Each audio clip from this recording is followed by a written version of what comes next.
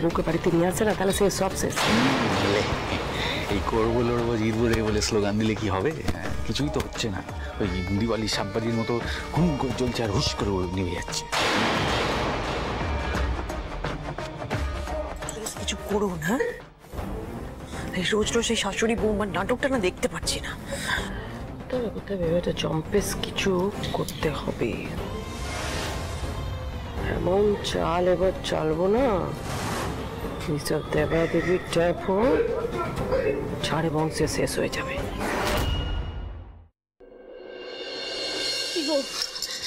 কি গো, আমার কথাটা শোনো না। আমার কথাটা একবার শোনো। তুমি এখনো রাগ করে আছো আমার উপর? একবার আমার কথাটা শোনো, একবার শোনো। আমি নিজে থেকে যাইনি, তুমি বিশ্বাস করো।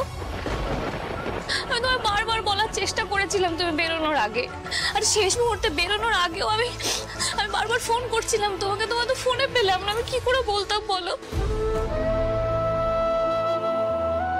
মা এমন কান্নাকাটি করছিল না, মায়ের মুখের দিকে তাকিয়ে আমি আর না বলতে পারিনি। তোমার ভুল বুঝো না, এরকম করে তাকাও আমার দিকে। তুই আমার কথা কিছুতেই বিশ্বাস করছো না, তাই না? জানতাম আমি এটাই হবে, যেটা ভয় পাচ্ছিলাম ঠিক সেটাই হলো। ও বাবা, বাবা, বৌমা যেটা বলছে একদম সত্যি বলছে। তোমার কাকার মা এসেছিল, আমি তো তখন এখানেই ছিলাম। তোমার মা খুব কাঁদছিল গো, আমার খুব মায়া লাগলো। আমি তো বৌমাকে জোর করে পাঠালাম।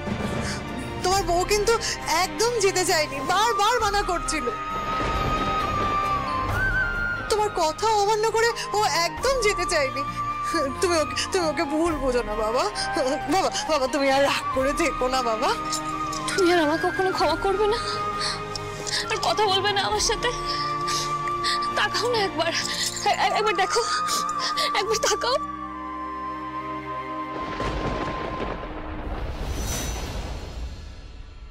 তুমি কাঁদছো?